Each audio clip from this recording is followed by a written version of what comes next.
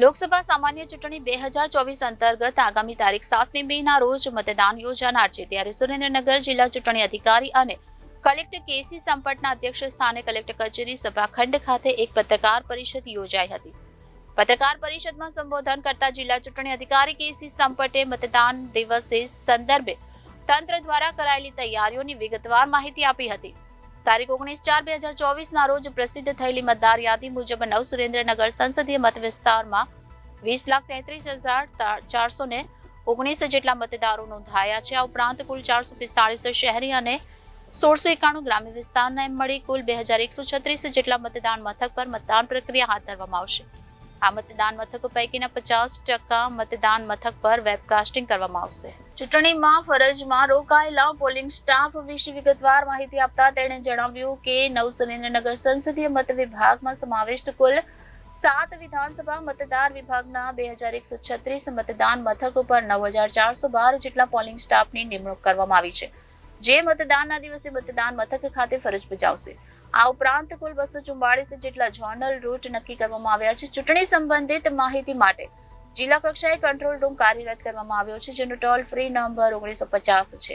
દિવ્યાંગ મતદારોને ચૂંટણી પ્રક્રિયામાં શક્ય તેટલી તમામ સુવિધા મળી રહે તે માટે મતદાનના દિવસે મતદાન મથક પર વ્હીલચેર વાહન તથા સ્વયંસેવકો સહિતની સુવિધા પૂરી પાડવામાં આવશે. કુલ 2136 જેટલા બૂથ પર 1114 જેટલી વ્હીલચેરની સુવિધા ઉપલબ્ધ કરવામાં આવી છે. ચૂંટણી સંદર્ભે કરાયેલી સઘન વ્યવસ્થાઓને સફળ બનાવવા તેમણે જિલ્લાના તમામ નાગરિકોને મતદાન કરવા આ તકે અનુરોધ કર્યો હતો.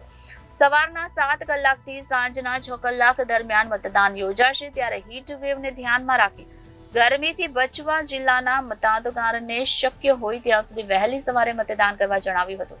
આ અંગે કરાયેલી વ્યવસ્થા વિશે વાત કરતા તેમણે જણાવ્યું કે દરેક બૂથ પર પીવાના ઠંડા પાણીની પૂરતા પ્રમાણમાં વ્યવસ્થા કરવામાં આવી છે. આ ઉપરાંત ORS અને મેડિકલ કિટની પણ વ્યવસ્થા કરવામાં આવી છે. દરેક સેક્ટર રૂટ દીઠ મેડિકલ ટીમની રચના કરવામાં આવી છે, જે તમામ પ્રકારની પ્રાથમિક સારવારની સુવિધા પૂરી પાડશે.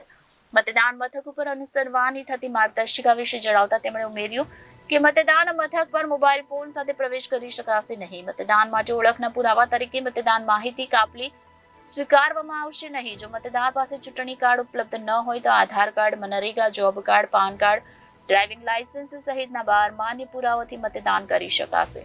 મતદાનના દિવસે ખાનગી સંસ્થાઓમાં કામ કરતા લોકો માટે સવેતન રજા જાહેર કરવામાં આવી છે.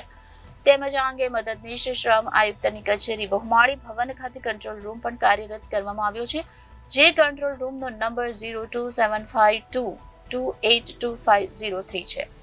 ખર્ચ અંગેની માહિતી આપતા ચૂંટણી ખર્ચ નોડલ અને જિલ્લા વિકાસ અધિકારી રાજેશ તન્નાએ જણાવ્યું હતું કે લોકસભા સામાન્ય ચૂંટણીમાં માર્ગદર્શિકા અનુસાર ઉમેદવારોના ખર્ચના હિસાબ 3 વખત રજૂ થઈ ગયા છે.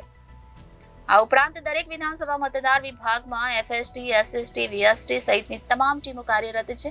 વધુમાં તેમણે ગરમીને ધ્યાનમાં રાખી તમામ જિલ્લાવાસીઓને સવારના સમયમાં મહત્તમ મતદાન કરવા અપીલ કરી હતી.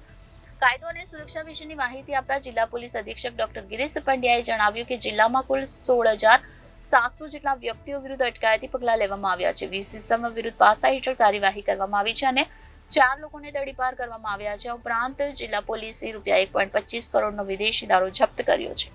ચૂંટણી પંચની માર્ગદર્શિકા અનુસાર જિલ્લાના તમામ બૂથ પર હોમગાર્ડ, પોલીસ અને GRD જવાન તૈનાત રહેશે.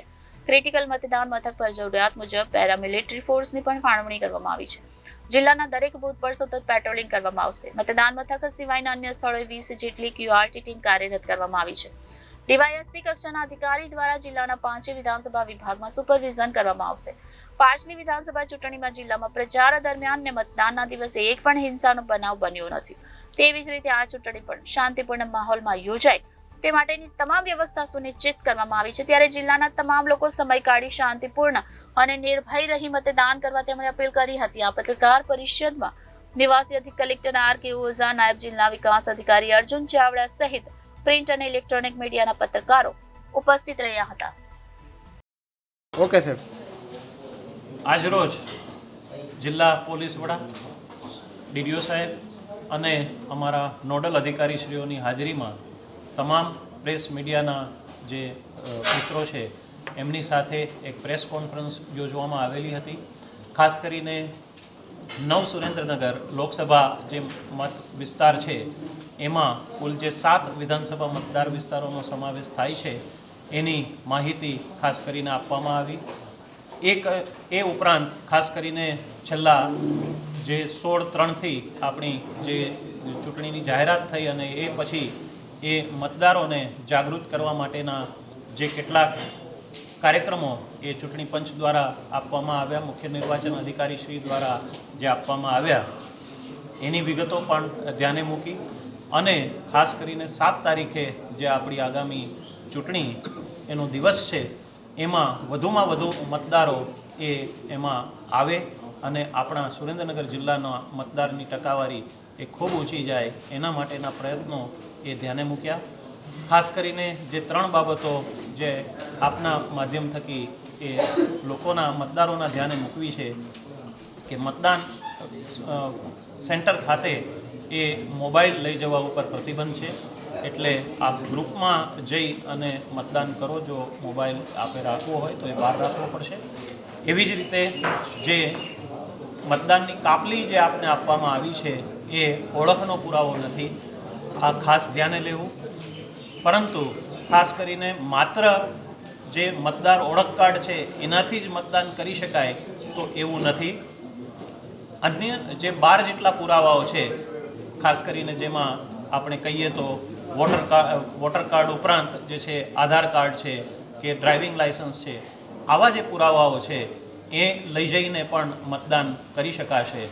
એટલે આ તકે અને ખાસ જે જિલ્લામાં કાયદો અને વ્યવસ્થાની પરિસ્થિતિ અત્યાર સુધી ખૂબ સારી રહી છે અને એ જ પ્રમાણે આપણું જે મતદાનની પ્રક્રિયા જે છે એ bureau reporter Janadesh news, Surendranagar.